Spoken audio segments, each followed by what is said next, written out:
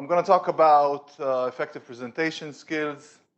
This is a topic which is it's close to my heart because I think when I started working in the tech industry about 22 years ago, something like that, I used to think that doing or executing a good presentation is something that you either have or don't have.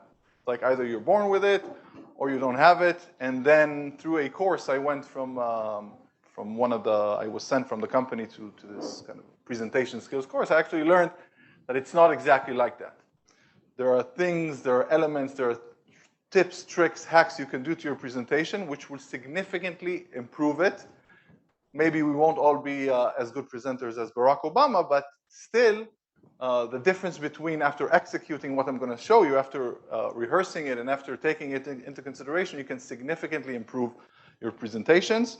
So that's my personal view of this type of presentation. I presented it, I think, twice in the past, once 6 years ago, another 10 years ago. The beauty about this is that a lot of it hasn't changed. So I did adjust it, and it's based on kind of years of experience.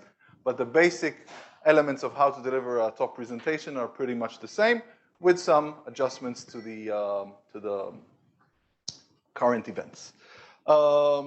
So again, presentation skills is a set of things to take into consideration, includes body language, includes how to position your presentation, how to build it. And we'll talk a little bit about what is a good presentation, because it's kind of a subjective term.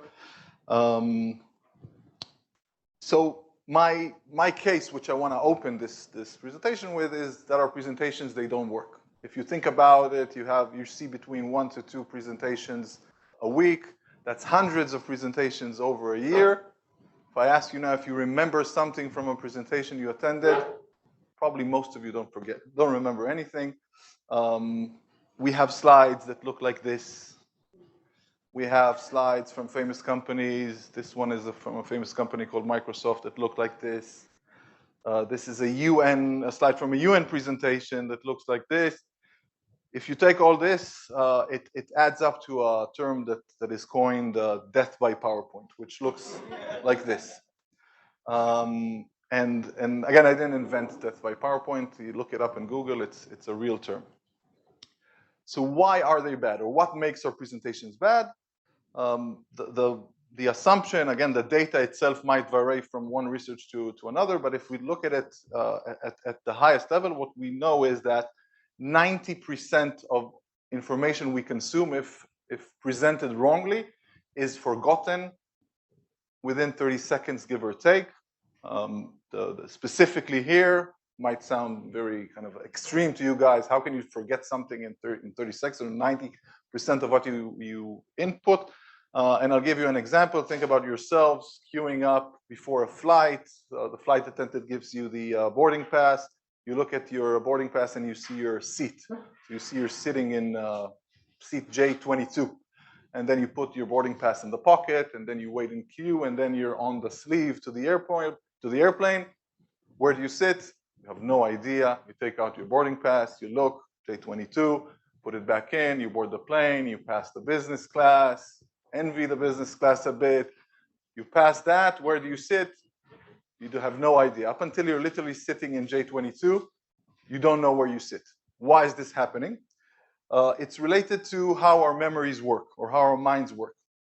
Essentially, it means that unlike a CPU or a processor or in our industry, our mind cannot hold two thought processes.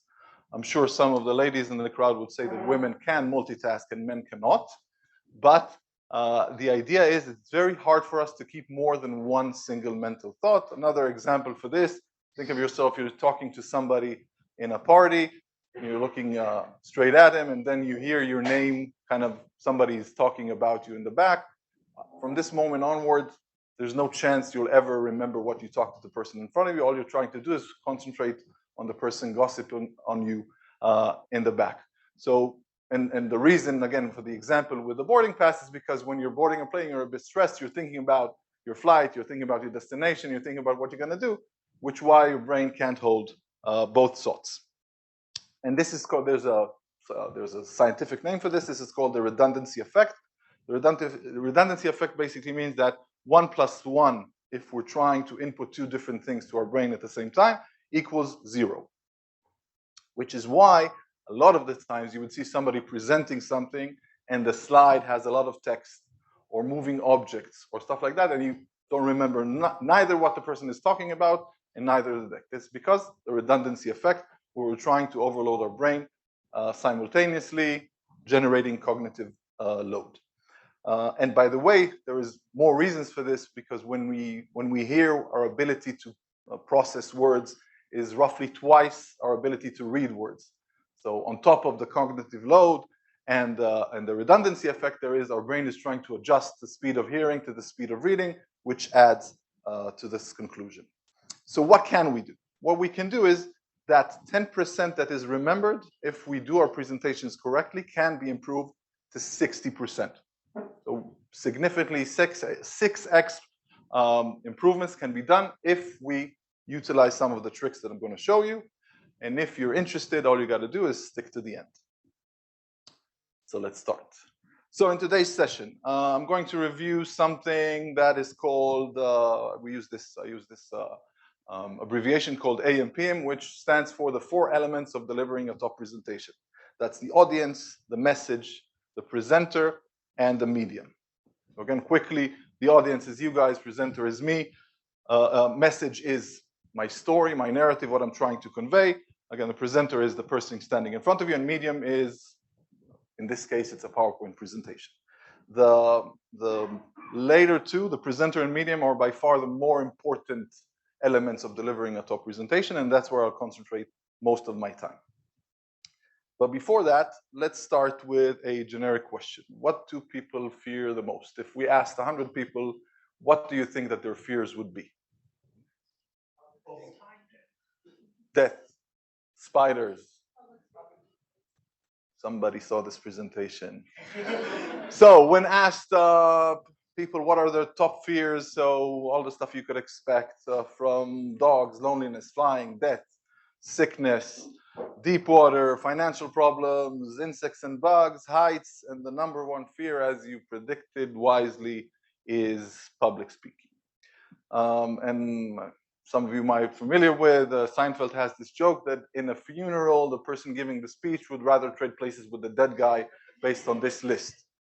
So what do we do? How do we overcome this fear? The basic principle to overcome this fear of the audience is through the next couple of items, which is, first of all, is preparation. What do we fear the unknown.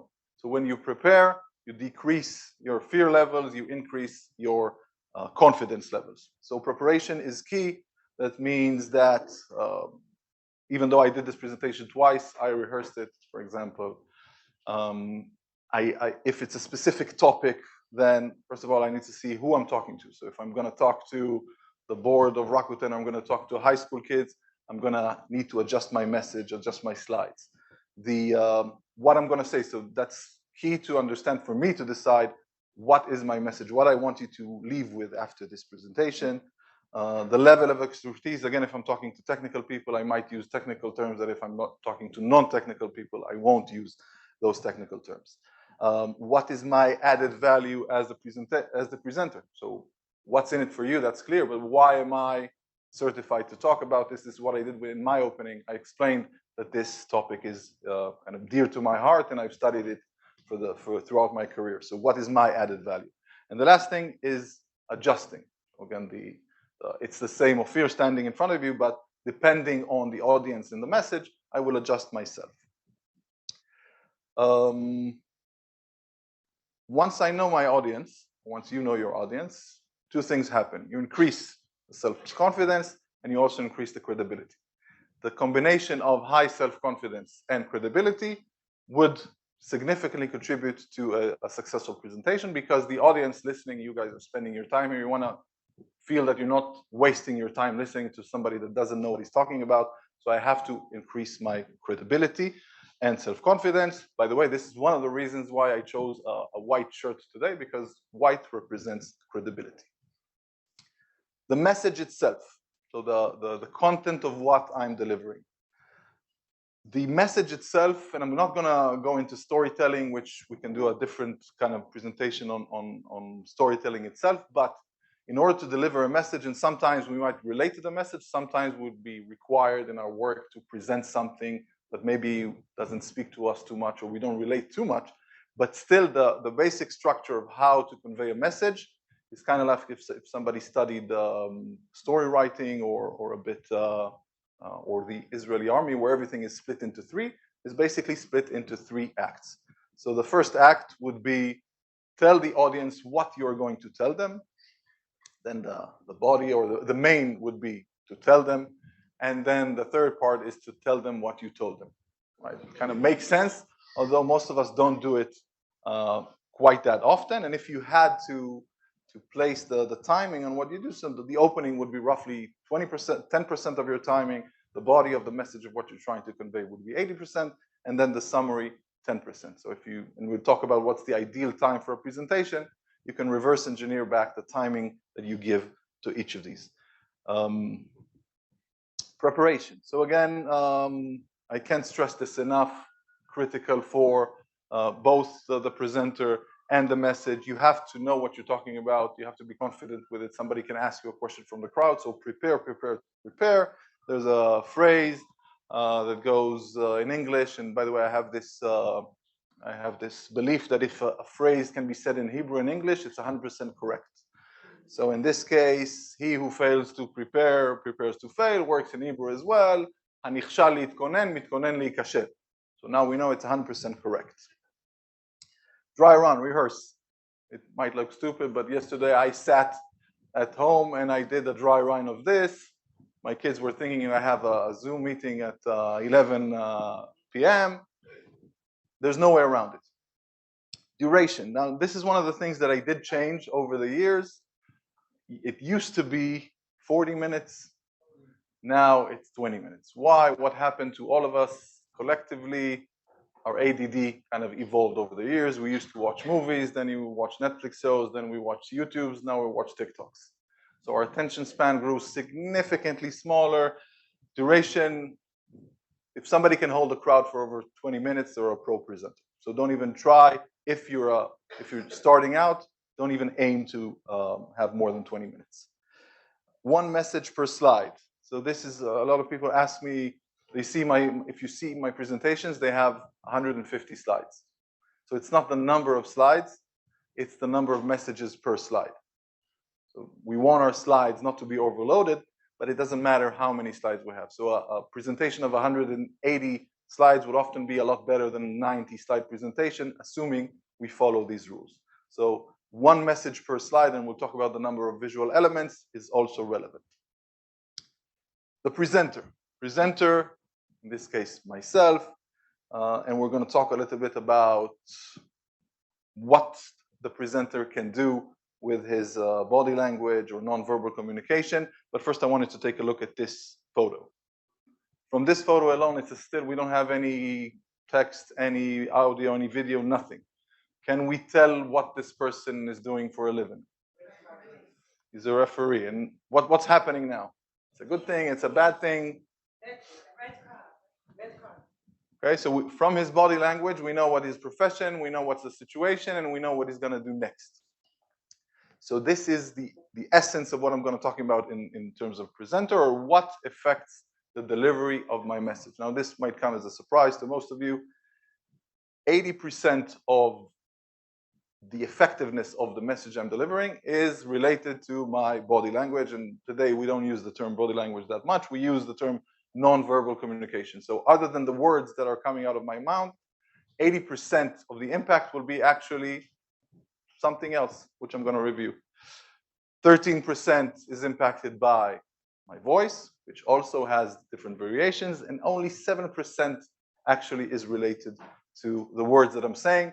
And if some of you had this argument with a friend which was actually agreeing with you, but because he shouted the fact that he's agreeing with you, you thought he's not agreeing with you, this is what happens. Anybody had that situation where it took you some time until you understood somebody's actually agreeing with you, but because of other stuff related to his words? So this is what happens. The majority of the impact is not related to the actual words that we're saying. So let's talk about a little bit about body language. What's body language? So it's what I do with my hands. In this case, that's why I'm using this microphone, because I don't want to hold the stick. Hands. Open hands are better than closed hands. Closed hands usually mean two things. Either it's a fist, so I'm either aggressive. Also, an open hand shows that I'm not concealing any weapon. So, and that's, again, psychologically, evolution-wise, you see somebody coming towards you, you want to see that it doesn't hold a knife or a stone or anything. Open hand conveys confidence, conveys I'm coming in peace. So that's why when I'm speaking, at least, I'm keeping my hands open. Where to put the hands? So the least good would be something like this, would give you the impression that I'm above you, I'm condescending. Near the sides of the body, not ideal, like this, also not classic. So try to do something that feels natural with the hands, but definitely avoid this while speaking. That's obvious. Attitude and enthusiasm. So the level of your level of attention and enthusiasm is directly derived from my level. If I would come here and I would be all low energy and kind of enthusiasm levels that are low, will directly impact you. So the expectation is that the crowd or the audience cannot exceed my level. So I'm basically setting the bar. The more I am enthusiastic and energetic, that's my way of pulling you up. And again, I can also pull you down. So I'm trying to avoid that. Voice.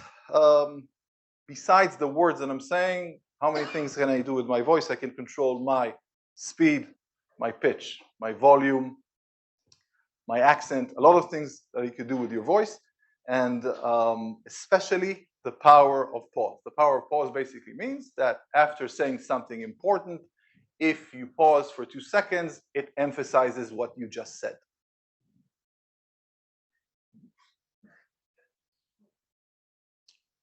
And it works. I'll give you an example of how, when you use the actual stresses and pauses in the same sentence, I'm going to show you a sentence. I'm not going to read it out because of the redundancy effect. And you're going to read by yourself this sentence each time 6 times with the stress and pause in a different place, and you see that the sentence has a totally different meaning.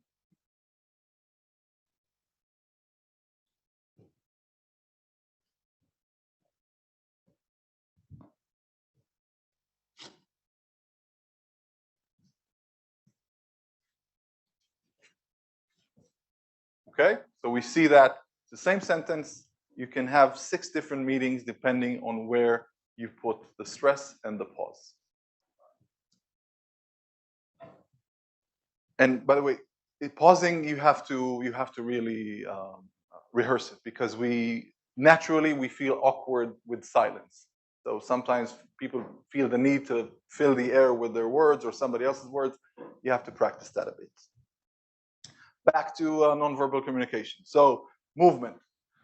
Again, I don't want to be standing stiff to kind of firm in place, but on the other hand, I don't want to be walking back and forth, because I'm going to give you seasick. I'm going to interfere with the projector. If this were a larger hall, then I would try to move a little bit to give attention to 2 sides of the hall, but generally, you don't want to move too much. Eye contact.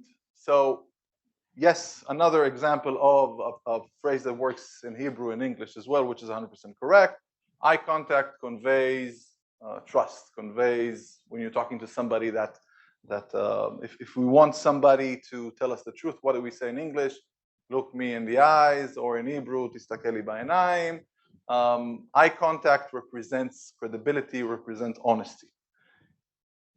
Currently, we have 50 people here, so it's kind of hard for me to go and give each of you eye contact, although I am trying. But if typically in smaller presentations, if you're sitting with, I don't know, 5 to 10 people, what you would ideally do is look, give everybody 2 to 3 seconds of attention, of eye contact.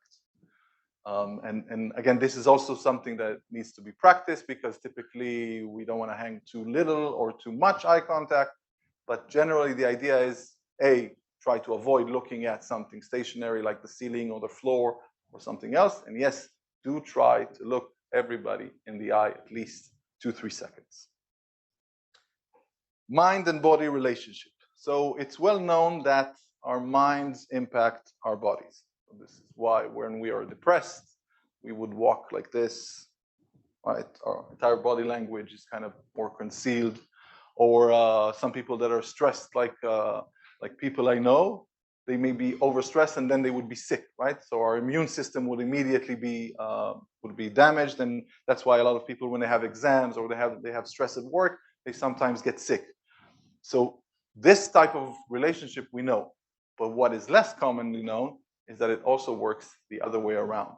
So our bodies can impact our mind. So if you know you need high energy before a presentation, and you do need high energy before a presentation, you can do the other way around. One trick is the pencil trick. Try sticking a pencil between your teeth like this for 2 minutes. It forces you to smile. After 2 minutes, I promise you, you will feel better. If you don't believe me, try it. Works. Our brain doesn't interpret the fact that we're forcing ourselves to smile. After we smile for 1 minute or 2 minutes, we feel better. Our brains release the necessary chemicals. Also, kind of standing powerful. Find your power pose. So it could be something, I don't know, like this, like this. Find a position which you feel empowered. And again, by doing that, even if you don't feel empowered, after standing in a specific position for a certain amount of time, you will feel empowered. So again, use this hack to your benefit. It's not only that your mind impacts your body also impacts your mind. What also besides this affects my delivery? Filler words, which is, again, I do them as well. It's the biggest sin or the biggest issue that most of us have. Filler words is like using like, basically all those. What happens, the reason this is happening is because our minds work in a way where we're either outputting something or we're thinking. And when we're thinking, sometimes our minds subconsciously just releases these filler words kind of to allow us to think. There are tricks to try to avoid this. You can search YouTube or Google how to avoid these. One trick is sometimes just replacing this filler word with the word period, and then trying to remove the period in your mind. So there are different tricks, but definitely this is something all of us, including myself, sin with every now and then. But you can work on it. Again, like improving your presentation, you can get rid of most of your filler words. The audience's basic needs are met, which means that for the duration of the 20, 30 minutes that we are here, I am your captor, you are my prisoners. So I should make sure that your basic needs are met. I should make sure that it's not too hot in here, it's not too warm in here. You're not hungry, you're not tired, you can see enough. If somebody wants to go to the bathroom, then they can go to the bathroom. The basic needs are met, because that's the basic kind of contract that we have between us as a presenter and audience. The visual appearance. So the presenter's visual appearance is important, not to steal from your message, or not for people not to focus on something that's irrelevant. For example, if I had, I don't know, a stain here from lunch, then some of you would probably be fixated on the stain. So try to not wear your worst t-shirt when you're doing a presentation. And humor. Even though I am a big fan of humor, a good joke always offends somebody. So you have to choose between either being funny or delivering your message. So no race, gender, religion, any other jokes. Again, the reason you might be funny to a certain percentage of the audience, but the person you offended from that point on longer would not listen to your presentation, and you would have lost them. And we said our goal is to reach as maximum audience as we want. So use humor wisely, or don't use it at all. If there is a doubt, then don't use humor. Medium. So medium is, again, the last in our AM/PM. The medium in this case is the aid, and I want to stress this out. The presentation is not the screen, it's not the PowerPoint. I am the presentation. This is my aid. This is helping me convey the message. If everything I wanted to do was just send you a slide and read them out to you, then we could have done this entire session by email. So the presentation is me. The screen and the PowerPoint are my aids. So how do we do these aids? We're gonna do a quick exercise. I'm gonna show you a series of dots on the screen. Once you've finished counting the dots, don't say anything or don't put your hands up, just nod with your head like this, that you've finished counting the dots. Okay, everybody ready?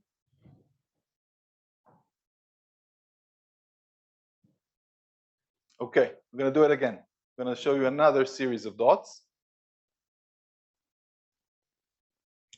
Okay, what happened here? So I don't know if you noticed, but the two first slides, it took you between, and I kind of looked, took you between 1.5 to 2 seconds.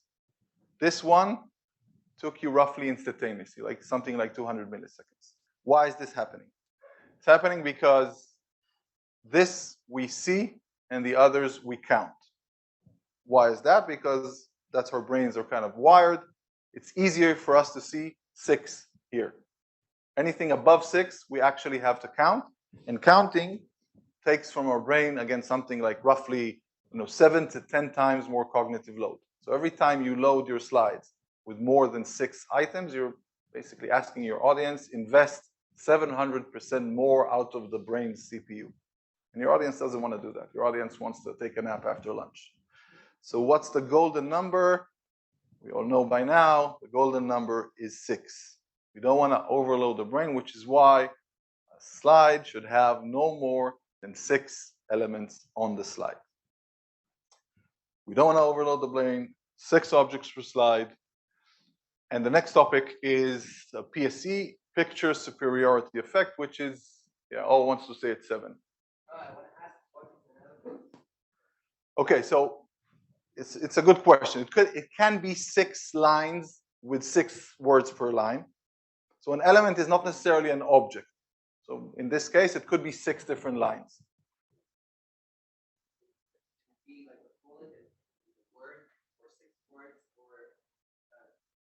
Sentence and image, or 3 images and 3 words. Yeah, it depends on the font size and other stuff that are relevant. Generally, again, we saw here together, the idea is that we want to minimize, and if you're looking for some sort of golden rule, and again, combinations, it's a bit more tricky. So PSE, picture superiority effect, and this concept is talking about the fact that if we see text within a presentation, it goes back to the earlier, what we said originally in presentation, text is remembered, for this sake of the example, 10% of the text would be remembered X minutes after a presentation. Doesn't matter if it's an hour or more. And a text plus a picture would be remembered 70% more, and giving the same time frame and same audience. So it's a very, very dramatic difference. And why is this happening? It happens because, again, how our brains work. Our brains evolved when we were living in the jungles, and in the jungles, you didn't see any text and you didn't see anything written. What we saw were moving objects, or we saw objects. So if you're in the savannah and a tiger would come running towards you, you weren't afraid because it has a captioned tiger over his head. You're afraid because you just saw a tiger. That's how our brains are wired. So let's take this example. This word angry. And the majority of you would forget this, 90% of you would forget this word if I asked you in an hour. But now I can improve significantly the fact that you remember this if we add visuals. Now this visual is still not good enough because it's an illustration. This, on the other hand, is a very good picture because it conveys emotion. So the brains, or our brains, will remember this screaming person significantly more than the word angry, even though they convey the same message. And it could also work against you. So if you understand picture superiority effect, it also means that if you're presenting something and you have a bunch of photos behind you, nobody's looking at you. So in this case, we have this very smart person, Bill Gates. This is how Bill Gates' presentations looked like in the early years. Now, by the way, if you look at presentations by Bill Gates, they don't look anything like that. They're all based on the same principles I'm sharing here with you today. And also, we need to remember that with PSE, again, there is another evolution to this, which is moving items. So a moving item would also surpass or would take the priority over a still item, again, because of the running tiger in the jungle. So this is why a lot of the times, if somebody is presenting something and there's an animated GIF on the background, nobody's looking at the presenter, nobody's looking at anything besides the animated GIF. Another example, think you're sitting in your living room, you're trying to talk with friends, the TV is on, it's muted. Think how hard it is for you to concentrate having a conversation with somebody in your living room when you have your TV open with moving images. So the same thing can can be used. If we want the attention, we'll put something moving on the screen. If we don't want to steal the attention, we won't use animated GIFs. So again, the human attention, we go to moving objects. So again, unless you want to convey something very, very specific, don't use animated GIFs. Sizes, again, sizing does matter in the sense where the header and font size, a lot of times I see that the headers are super big and the actual fonts, the message of what we're trying to convey are small. So try to match the importance. A lot of the times the message would be more important. So try to keep a good ratio between the sizes of the header and text. Generally speaking, we don't use anything, I don't use anything below 32 points for fonts in presentations. Contrast, again, another thing that impacts, I chose black, white over black, because our eyes, it's easier for us to, when we see a lot of light, our eyes are stressed more. So that's why it's easier for us to read white on black or yellow on black rather than black on white. And signaling colors, again, related to evolution. Signaling colors in nature would be red, yellow, and orange, again, stuff that's poisonous in nature. So if we do use these colors, we use them wisely. Elad knows I always use yellow when I want to convey something in a presentation. That's the reason. So don't overuse it. Don't use these colors unless you're trying to make something stand out.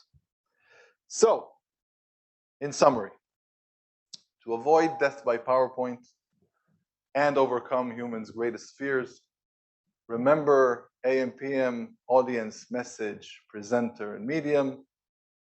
Use your body language wisely and carefully. Try not to overclutter your presentations. And remember the golden number is 6. And remember the picture superiority effect. That's it.